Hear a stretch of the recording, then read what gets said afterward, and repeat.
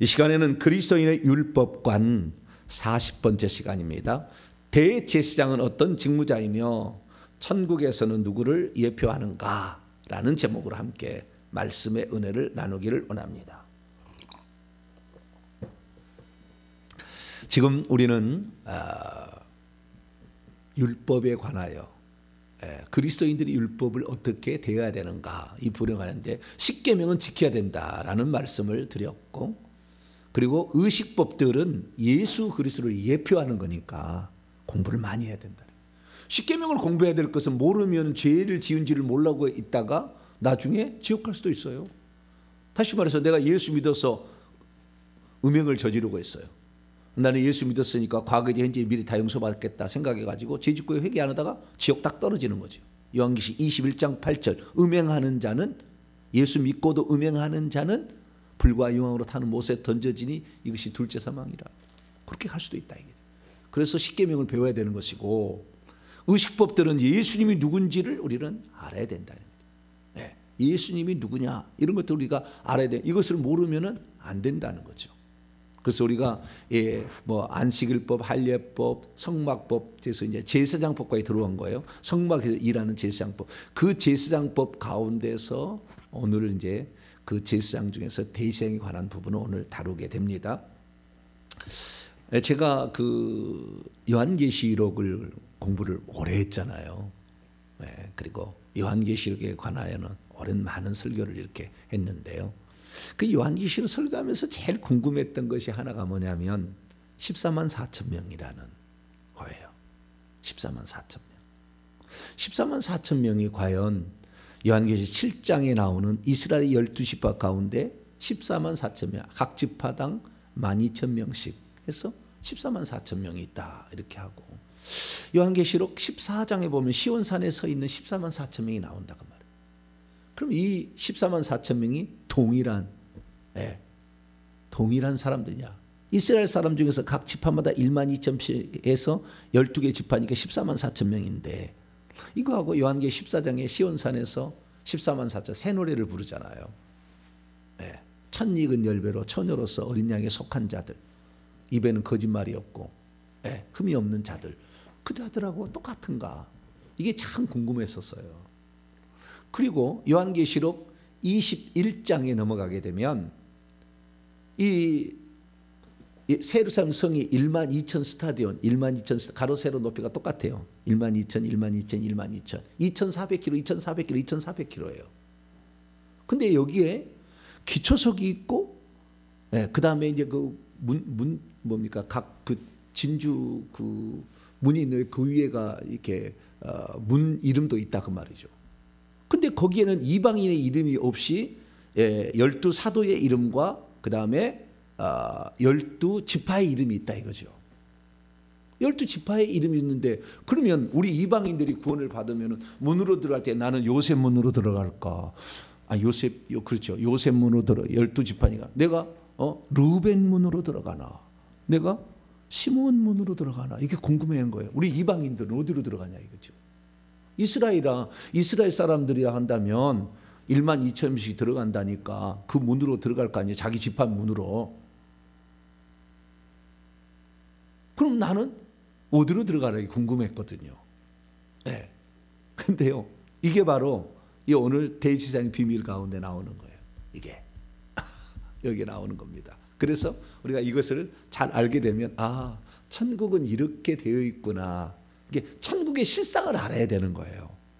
천국의 실상을 모르면 이게 14만 4천 명이 이방인에도 14만 4천 명이 있고 유대인도 14만 4천 명이 있다 이렇게 풀 수도 있고, 그 다음에 엉뚱하게 그냥 이방인 없고 유대인만 있다. 그래서 이 14만 4천 명이 유대인만 있어가지고 유대인만 14만 4천 명이 그 성으로 들어가는 시간이 천년왕국이다 지상에. 그래서 이 교회는 휴거돼서 천국에 가 있고 이 유대인들만 14만 4천 명, 1만 2천 명씩 천년왕국에 들어간다. 이런 해석도 하여간 별 해석이 다 나와요. 모르면. 그래서 우리가 천국의 실상을 잘 알아야 되는데, 자, 가장 중요한 건 뭐냐면요, 모든 어떤 천국에 관계된 것들은 이 땅에서 하나님의 다 예표로 보여주고 그 다음에 실행하게 했다는 거예요. 그러니까 천국에 되어질 일들은 이 땅에서 다 경험되어지고 있는 거예요. 경험되어지고. 그러니까 이 땅에서 그 24장로라는 것이 무엇일까? 네, 나중에 또 한번 이거 하겠습니다만은 이런 것들이 무엇인지를 이 땅에 실행된 적이 있다는 거예요. 실행된 게 있다는 거예요. 네. 그래서 예를 들어서 그 14만 4천 명이 70줄에 앉아 있다 하잖아요. 그 70이라는 숫자가 성경에 많이 나와요. 왜 그게 나오나? 다 일치하는 게 있어요.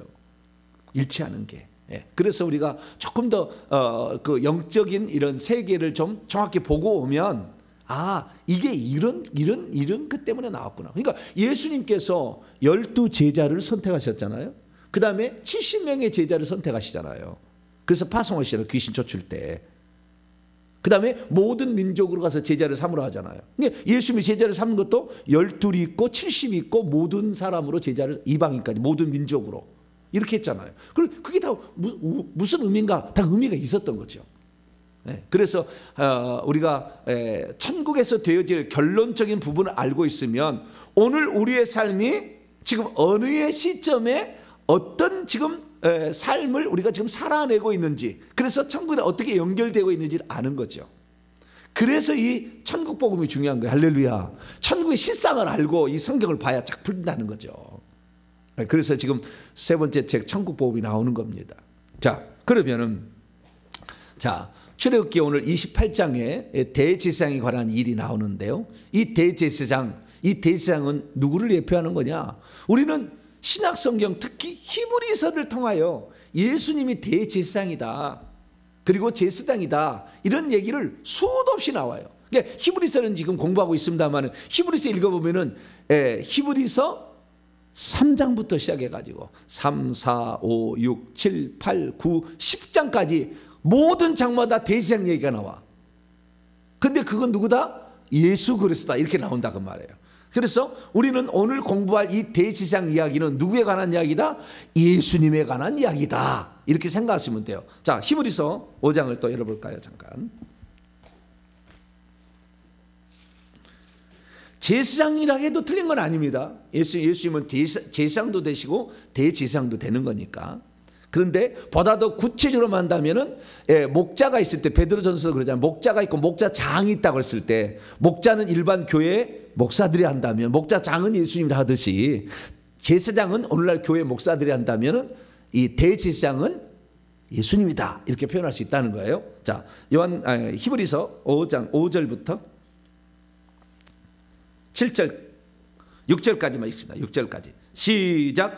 또한 이와 같이 그리스도께서 대제사장 되심도 스스로 영광을 취하심이 아니요 오직 말씀하시니가 그에게 이르시되 너는 내 아들이니 내가 오늘 너를 낳았다 하셨고 또한 이와 같이 다른 데서 말씀하시되 내가 영원히 멜기세덱의 반차를 따른 제사장이라 하셨으니 너는 내 아들아 내가 오늘 너를 낳았다. 시편 2편 7편이고요 내가 영원히 멜기세덱의 반차를 따른 제사장이라 시편 110편 4절을 인용한 건데 구약이 약속됐다는 거예요. 아들이 대제사장이 될 거다. 아들이 대제사장이 될 것이다 라고 약속을 했다는 거예요. 그래서 우리는 아들이신 메시아신 예수 그리스도가 제사장이라 대제사장이라는 것을 알 수가 있다는 것이죠. 자, 그러면 이 대제사장이 어떤 존재인지는 이 옷을 통해서 표현되고 그 다음에 그가 하는 직무를 통해서 표현이 되는 겁니다. 그래서 제사장이 하는 일하고 대제사장이 하는 일이 겹치는 게 있고 그 다음에 더 확대된 게 있으며 대제사장만 하는 일도 있어요. 그래서 우리가 이것을 잘 점검하시면 좋을 것 같습니다. 자, 그러면 이 대제사장이라는 존재가 어떤 존재인지 천국에 가면 가장 화려하고요. 그건 예수님 이상 따라갈 존재가 없어. 흰세마포 옷에 금면류관에 금띠를 띠고 금신발을 신었어요.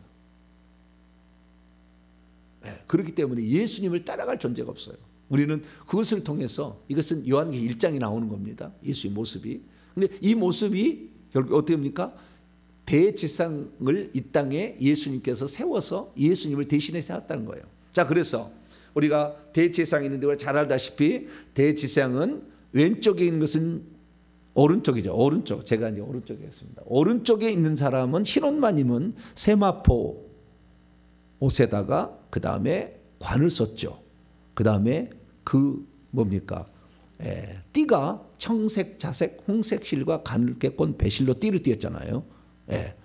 이 사진 찾기 내가 시간 많이 걸렸어요. 아니 하나라도 있지 않겠는가 제대로 된 게. 그래서 그래도 좀 관도요 역시 제사장 쓰는 거하고 왼쪽에 있는 대제사장이 관 쓰는 게 틀리죠. 약간 틀리잖아요. 그래서 그 비슷하게 그래도 그랬다. 좌우지간. 오른쪽에 흰 옷만 입고 있는 것은 세마포 반포 속옷이죠. 세마포 속옷이고 그 안에는 그 속옷 바지 있죠. 속 바지가 입고 있어요. 그다음에 띠를 띠고 관을 띠고 이 네 가지 하는 것을 뭐라고? 제사장의 의복이라 하고, 오른쪽에 있는 것은 거기다가 에봇을 입는데 에봇 받침 겉옷 청색인데 지금 표현이 안 됐어요. 청색의 에봇 받침 겉옷에다가 그 다음에 에봇 입습니다. 그 다음에 에봇 입고 에봇 앞에 판결 흉패를 차는 것이죠. 그 다음에 이 끈을 양쪽으로 이렇게 어깨 쪽으로 아래쪽으로 연결을 하는 것이고요. 어깨 위에다가는 이제 호마노란 두 개의 보석을 달고요. 그 다음에 관을 씁니다. 그리고 띠를 띠는데 여기는 지금 금실을 아주 강조했잖아요. 아주 이건 이게 좀 우리가 청색은 좀 잘 안 보여. 근데 좌우지간 금실을 강조했다는 거. 그래서 이 세마포 에봇 받침 겉옷이나 에봇 받침 에봇 겉옷은 청색이고 에봇과 그 다음에 띠는 그 에봇 띠는 금색 실이 들어간다는 거. 이게 좀 다른 것인데 잘 표현됐다는 것입니다. 그리고 이제 여기에 나와 있는 거, 요게 이제 에봇 받침 겉옷은 청색이다. 그 다음에 금실이 들어간 에봇과 띠가 있다. 이렇게 이제 확인할 수가 있게 되고요. 입을 때는 속바지 입고요. 그 다음에 반포 속옷 흰 옷을 입고 그 다음에 띠를 띄웁니다. 그 다음에 에봇 받침 겉옷인 청색 옷을 입고 그 다음에 에봇을 입고 그 다음에 에봇 띠를 띠고 그 다음에 판결 흉패를 가슴에 붙이고 머리에다는 관을 쓰는데 제사장관과 대제사장관은 거의 비슷해요. 근데 좌우전 대제사장은 더 잘 만들었을 거라고 추정됩니다. 여기에 그래서 비슷하게 되었고요.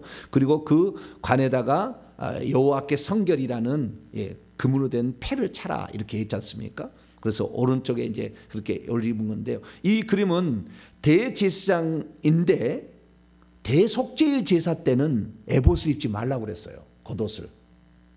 뭔만 입으라? 제사장과 똑같은 것인데 머리에는 뭐예요? 머리에는 똑같은 관을 하죠. 대제사장과 같이. 이게 대제사장인 것을 구분해 주는 겁니다. 그래서 오른쪽에 있는 그림은 대속죄일 제사 때 대제사장이 입는 복장이에요. 그날은 절대 화려한 옷을 입지 마라 그랬어요. 대제사장이 다른 날은 항상 왼쪽에 있는 에봇을 입고 있는데 에봇을 입지 마라. 그래서 오른쪽 것에 에봇을 입는 것은 평상시에 대제사장 옷이고 대속죄일 제사할 때는 세마포 옷을 입어라. 그래서 그렇게 입는다는 것을 말해주고 있습니다. 특히 이제 이게부터 진짜 이제부터 이제 대제사장의 의미가 나오는데요. 대제사장은 첫째 이스라엘 백성을 대표하고 제사장을 대표합니다. 이스라엘 백성을 대표하고 제사장을 대표해. 넓게는 이스라엘 백성들, 작게는 제사장들의 대표예요. 그래서 그럼 이스라엘의 대표라는 걸 어떻게 확인할 수 있느냐? 어깨 견대라고 하는데요. 어깨 위에 여기에 보면은 이 호마노 두 개를 여기다가 새겨서 달아놨는데 그 호마노 뒤에다가 이스라엘의 12지파의 이름을 차례대로 이렇게 써놓은 거예요. 오른쪽이 제가 볼 때는 이것은 잘못된 것 같아요. 오른쪽이가 아마 루벤, 시므온, 레위, 유다, 단, 납달리 6개 지파고 왼쪽의 어깨는 갓, 아셀, 이사갈, 스불론, 요셉, 베냐민이 아닐까? 이렇게. 근데 이것이 어디라고는 정확히 나와 있지 않아요. 그냥 이것을 쓰라고만 나와 있어요. 자, 성경 봅니다. 출애굽기 28장 21절.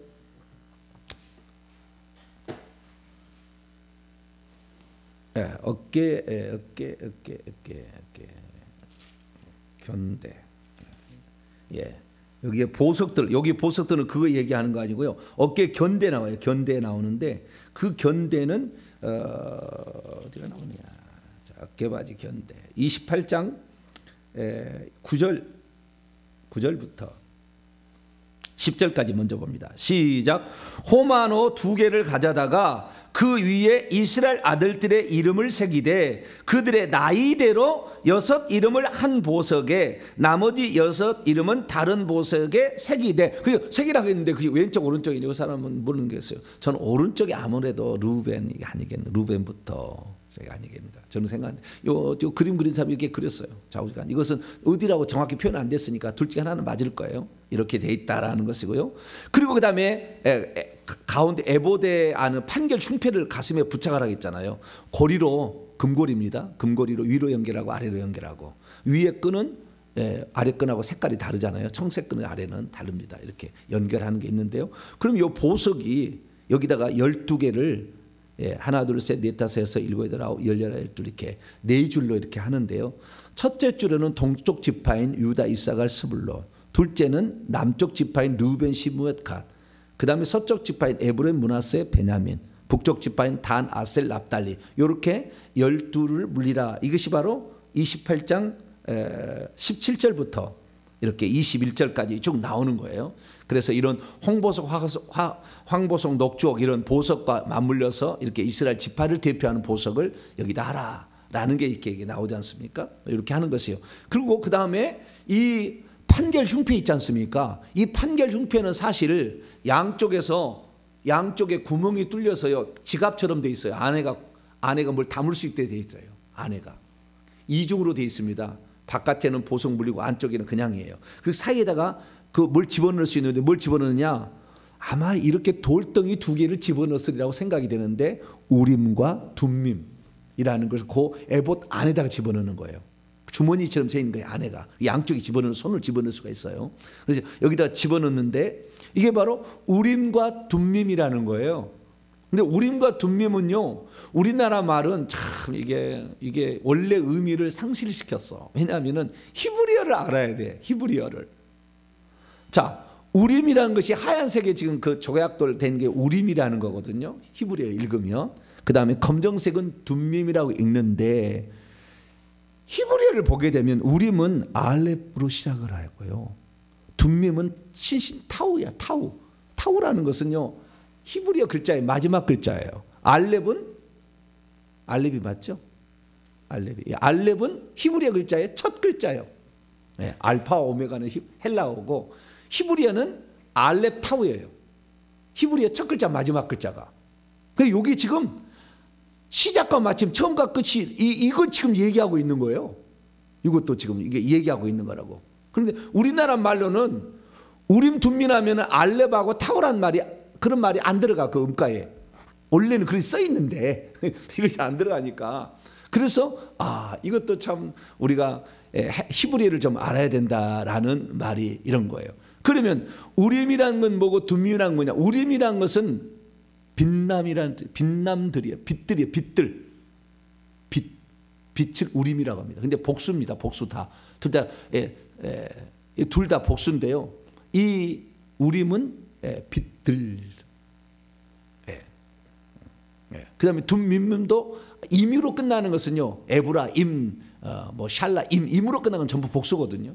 그래서 우림도 복수고 둠밈도 복수예요. 형태가. 우림은 빛들이라는 뜻이고요. 그 다음에 둠밈이라는 뜻은 완전함들입니다. 뭐라고요? 완전함들. 이 2가지예요. 이게 뭐냐? 이게 이제 그 요한계시록에 보게 되면, 자, 요한계시록 한번 볼까요? 2장 17절. 버가모 교회에 이기는 자들에게 하신 약속 가운데 나와요.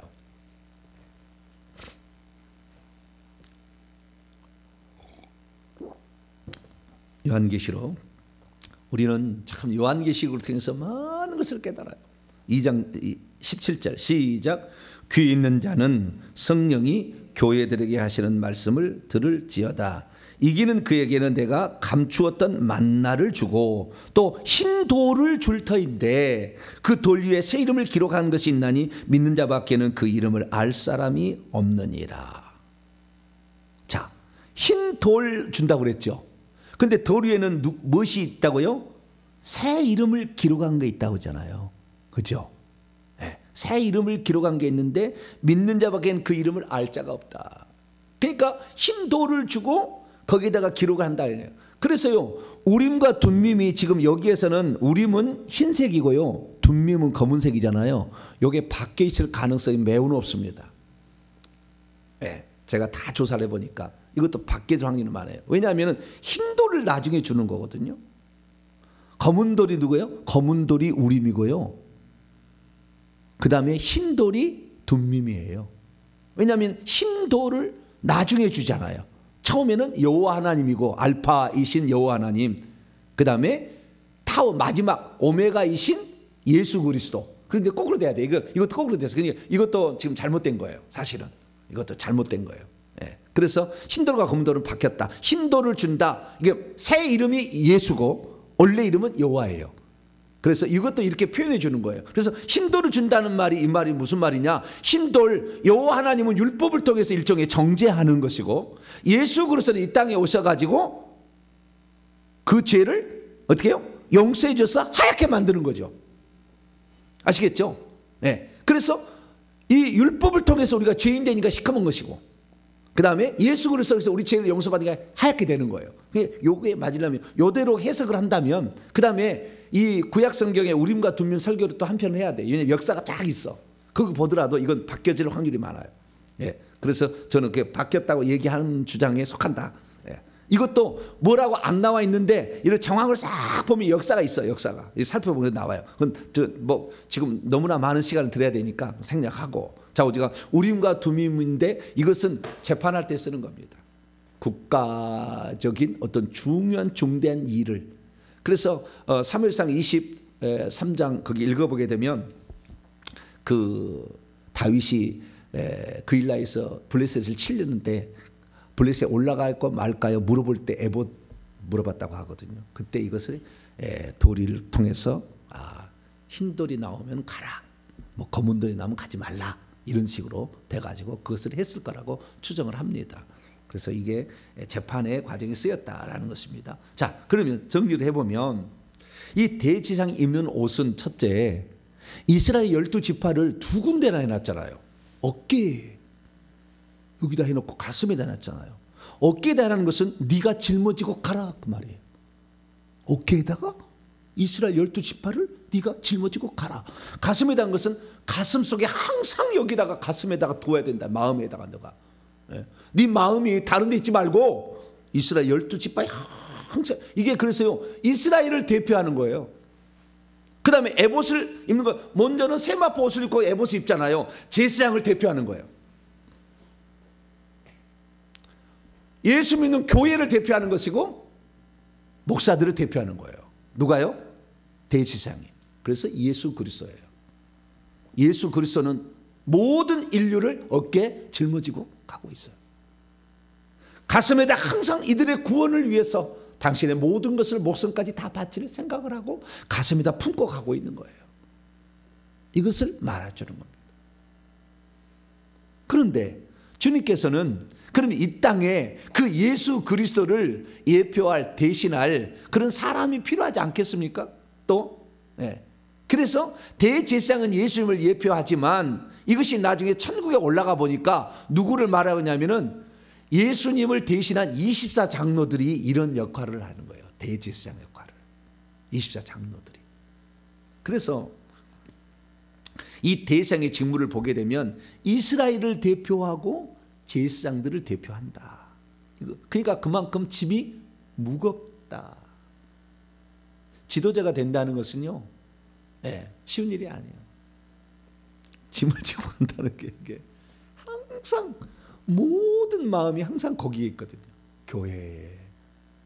그리고 이 하나님이신 이 모든, 저는 이 특별히 저에게는 이제 사명이 좀 달라가지고 이 모든 교회를 다 필요한 말씀을 증언을 해야 될 그런 어떤 또 특별한 사명을 줘가지고 이런 일을 해야 되는 거예요. 그래서 어쨌든 이 대표한다라는 것이고요. 그래서 하는 일이, 대제사장이 하는 일을 조금 더 좀 정확하게 좀 하자면 이 네 가지인데요. 첫 번째하고 네 번째는 대제사장만 하는 것이고요. 두 번째, 세 번째는 제사장들도 하지만 제사장들보다도 더 강력합니다. 첫 번째는 뭡니까? 대속제일 제사를 관장해요. 대속제일 제사를 관장. 자, 레위기 16장 한번 열어봅니다.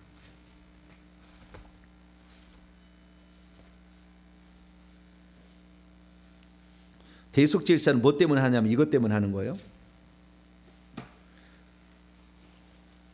그 성막 자체를 거룩하게 만들고 그 다음에 제사장을 대표해서 거룩하게 하고 백성을 대표해서 거룩하게 하는 거예요. 그러니까 사람은 이스라엘 온 회중과 제사장을 거룩하게 만들고 깨끗하게 그 다음에 그 회막 자체를 또 더러우니까 이걸 또 깨끗하게 하는 거예요. 자, 33절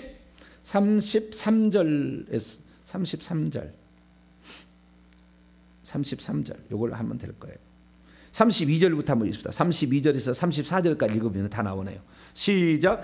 기름 부음을 받고 위임되어 자기의 아버지를 대신하여 제사장 직분에 행하는 제사장은 속죄하되 세마포 옷 곧 거룩한 옷을 입고 지성소를 속죄하며 회막과 제단을 속죄하고 장소입니다. 또 제사장과 백성의 회중 사람을 위하여 속죄할지니 이는 너희가 영원히 지킬 규례라. 이스라엘 자손의 모든 죄를 위하여 1년에 한 번 속죄할 것이니라. 아론이 여호와께서 모세에 명령한 대로 행하니라. 대제사장은 이 제사 드리는 이 모든 공간들을 다 그래서 지성소까지 다 깨끗하게 하는 장소를 깨끗하게 만들고 그 다음에 사람인데 이스라엘 온 회중을 대표해서 그 다음에 제사장을 대표해서 제사를 드림으로 모든 죄를 용서하는 그러한 일을 한다는 것입니다. 그래서 예수께서는 모든 인류의 죄를 지고 가는 세상 죄를 지고 가는 어린 양이 되어서 그리고 목사들을 이런 이 신약으로 하면 목사 구약은 제사장인데 이런 일을 대표해서 주님께서 그 십자가를 지고 가는. 그래서 예수님은 목자장이고 목사들은 목자인 거죠. 그래서 대신한다라는 것을 알 수가 있죠. 그리고 그 다음에 두 번째 그 대속제일 제사를 한다는 거고요. 그 다음에 보시게 되면은 두 번째는 우림과 둠밈을 가지고 최고의 권위로 재판한다. 그러니까 재판할 때 대법원과 같은 거예요. 일반 제사장이 하는 것은 고등법원 그런다 한다면 대법원 같은 국가의 중대사 같은 그런 일을 재판할 때는 최종적으로 우림과 둠밈으로 기도하고 탁 뽑는 거예요. 흰 돌이 나오면 죄 없음 무죄. 그 다음에 하라는 긍정. 검은 돌이 나오면 하지 말라. 그 다음에 네가 죄 지었다라는 걸 알려주는 그 마지막 수단으로 이걸 쓰는 겁니다. 최고의 재판 권위를 가지고 있죠. 자, 민수기 27장을 한번 볼까요? 이게 어떤 역할을 하는 것인지. 우림과 둠밈이 판결 흉패라는데 판결하려고 그런 거 아니겠어요? 이스라엘 12지파를 가슴에 품고 가지만 이들의 최종적 판결은 누가 한다? 예수님이 하셔요. 그리고 죄인인지 아닌지 최종적으로 주님께서. 그래서 우리 주님을 믿으면 어떻게 되는 거예요? 흰 돌이 나온다니까. 흰 돌을 준다고 했잖아. 새 이름 예수님이요. 구약에는 여호와하고 그 새 이름이 바뀐 예수님을 주니까 예수님을 끝까지 믿으면 우리가 정죄 받지 않냐고 천국에 가는 거예요. 할렐루야. 그걸 예표하는 거예요. 자, 민수기 27장 21절 읽습니다. 시작. 그는 제사장 엘르아살 앞에 설 것이요 엘르아살은 그를 위하여 우림의 판결로서 여호와 앞에 물을 것이며. 그렇죠? 우림의 판결로 여호와 앞에 물을 것이며. 우림과 둠밈이라는 이것이 판결하기 위한 용도였다. 재판의 용도였다라는 겁니다. 그래서 이 대상의 책무는 이 사람이 죄인인지 아닌지 얘기를 해줘야 되는 거예요. 그래서 오늘날에요 이 교회에서도요 이것이 죄입니다 아닌데 얘기를 해줘야 돼요. 근데 우리는 다 용서받았다고 얘기 안 해버리잖아. 개신교, 개혁교들은 다 용서받았다고 안 해버려요. 그건 아닙니다. 잘못 얘기한 거죠. 그 다음에 세 번째는 최고의 권위자로서 백성을 축복하는 것입니다. 자, 레위기 9장 아론이 축복하는 장면이 민수기 6장에는 아론과 그의 아들들이 여호와는 내게 복을 주고 평강 주고 내 얼굴을 내게로 두사 이렇게 그 축복문이 나오잖아요. 민수기 6장 말고 레위기 9장을 보세요.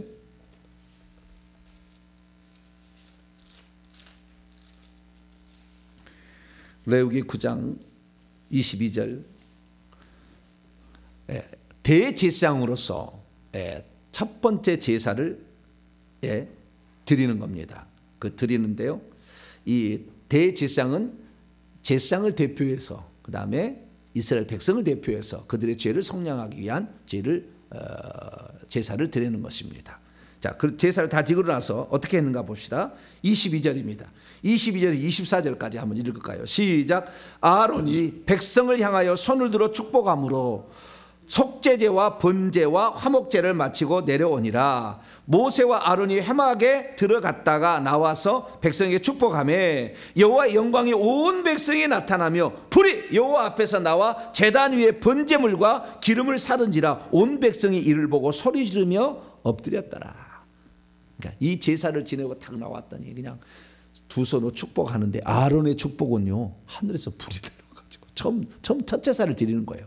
첫 제사를 드렸더니 불이 내려와서 쫙 번제단에 불을 살랐다. 이게 최초의 번제단 불은 어디에 불이요? 하늘에서 내려온 불로 태워진 거예요. 최초의 제사, 아론이 최초의 제사장 위임을 받아가지고, 그리고 그 다음에 그렇게 나와서 백성을 축복했다는 거예요.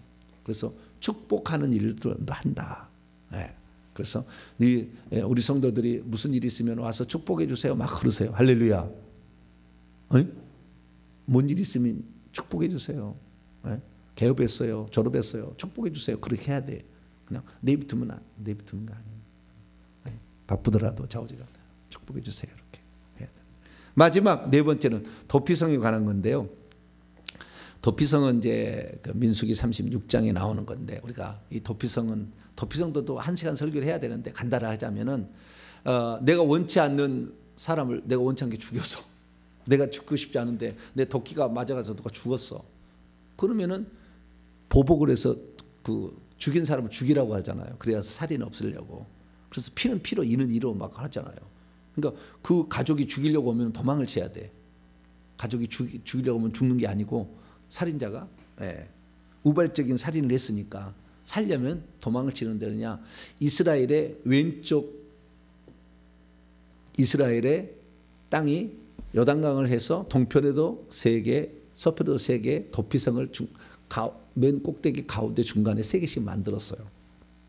그래서 이 도피성 그 요단강 그 동편을 보면 바산, 골란, 길르앗, 라못, 베셀에다가, 그다음에 왼쪽에는 그 뭡니까, 게데스, 세겜, 그 다음에 헤브론, 이 세 개에다가 그 도피성을 만들었어요. 그래서 빨리 도망을 치라. 그래서 그 도피성은 각 사는 곳에서 48km 이내에 도망칠 수가 있어요.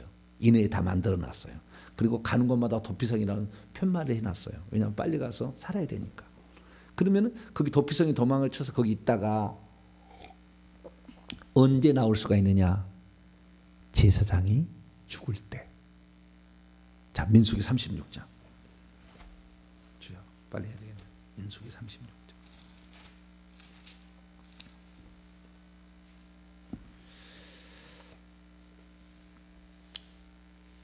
25절 읽습니다. 시작. 피를 보복하는 자의 손에서 살인자를 건져내어 그가 피하였던 도피성으로 돌려보낼 것이요, 그는 거룩한 기름 부음을 받은 대제사장이 죽기까지 거기 거주할. 도피성은 이 제사장들이 그 거하는 레위인들의 성읍 가운데서 도피성이 있는 거예요. 48개 성읍 가운데 6개 성읍은 도피성인데, 이 도피성에 도망을 있다가 언제까지 거기 있다고요? 대제사장이 죽을 때까지. 대제사장만 종신직입니다. 그래서 죽을 때까지 있다 죽으면 해방돼서 나올 수가 있었다는 거예요.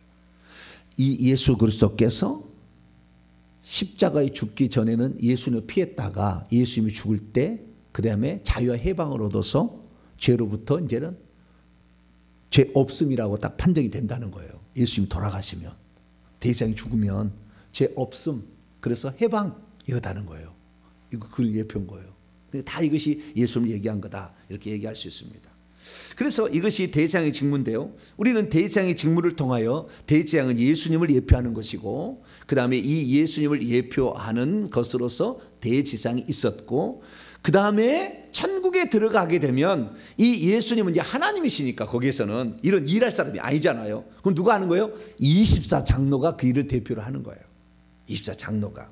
그래서 24장로가 이렇게 일하는데 24장로는 대제사장의 역할하고 제사장은 14만 4천 명 중에서 왕노를 한 1번부터 6번 줄, 레위인은 14만 4천 중에서 7에서 70번 줄에 앉아있는 자가 한다라는 것입니다. 그래서 대제사장은 최고의 왕들을 상징하는 거예요. 우주를 다스리는 것입니다. 예. 그 다음에 제사장은 왕들로서 고을들을 다스리는 자가 되겠죠. 근데 여기서 알아야 될 사실은 뭐냐? 제가 처음에 첫 쯤에 그랬죠. 우리가 천국 들어가는데 14만 4천 명이 유대인도 있고 이방인도 있느냐? 하나냐? 그 다음에 우리 이방인들은 전부 문이 다 문 위에 이스라엘 12지파 이름이 있는데 우리는 12지파가 아니죠. 대한민국은 어느 지파예요? 네? 어떤 사람은 대한민국은 단지파라고 하는데 택돔 얘기를 하고 있어. 단지파 아니에요. 우리는 그 후손이 아니에요. 네. 우리는 유대인 아닙니다. 네. 그래서 우리가 있는데 그럼 우리는 어디로 들어가냐 봤더니요. 여러분 자기가 이 땅에 어떻게 보내졌는지 그 사명이 있는데 그 사명에 합당한 자로 들어가는 거예요. 예를 들어서 어떤 사람은 아브라함으로 들어가. 이게 이방인들은요 12개로 섞어서 들어가는 거예요. 어떤 사람은 아브라함 24장로가 있는데 24장로 가운데 아브라함이 있어요. 예. 그 아브라함이 있는데 그 아브라함 그 마을로 들어가는 것은 12지파네요. 12지파니까 루벤 지파 뭐 이런 지파로 들어가겠죠. 그런데 실제적으로 천국에서 사는 것은 24 마을로 살아요. 24 마을로. 그래서 들어갈 때도요. 그 지파 가운데 한 지파로 들어가는 거예요. 예. 그래서 제가 그 들어가는 장면을 제가 좀 유심히 좀 이렇게 보라고 내가 얘기를 했거든요. 그랬더니 그 유심히 안 봤네 그러더라고요. 나는 그게 궁금한데. 근데 그 아무 데라도 그 관계된 걸로 들어간다 하더라고요. 근데 천국에 가게 되면은 이 12개 진주문이 있지 않습니까? 그 지파가 있는데 그러나 문은 어느 문으로 들어가든 간에 사는 것은 24 마을로 구성되어 있는 그 마을의 한 마을에 들어가는 거예요. 자기가 들어가는 거예요. 그래서 자기가 이 24 마을, 그래서 아담, 아벨, 에녹, 노아, 아브라함, 이삭, 야곱 쭉 이렇게 가지고 24개 마을이 됐는데 그 24개 마을에 그 마을에 들어가는 거 보니까 자기가요 어떤 삶을 살았느냐 여기에. 그러니까 모세 마을에 들어가면요 남을 지도하고요 이끄는 지도자들은요 모세 마을로 들어가는 거예요. 저 같은 경우는 세례 요한 마을인데요. 세례 요한 마을은 뭐 하는 데냐? 회개하라고 외치는 이렇게 막 그런 데는 세례 요한 마을 들어가는 거예요. 아브라함 마을은 자기 집안에 자기가 처음 예수 믿어서 다 식구들이 이제 본토 친척 아비집을 떠나 오직 하나님만 따라가는 첫때 신앙을 가진 사람은 누구예요? 아브라함 마을로 들어가고 이런 식으로 들어가는 거예요. 순종을 열심히 해가지고 축복된 삶을 살았던 별로 어려움 없이 평강을 누린 사람은 이삭 마을로 들어가는 거죠.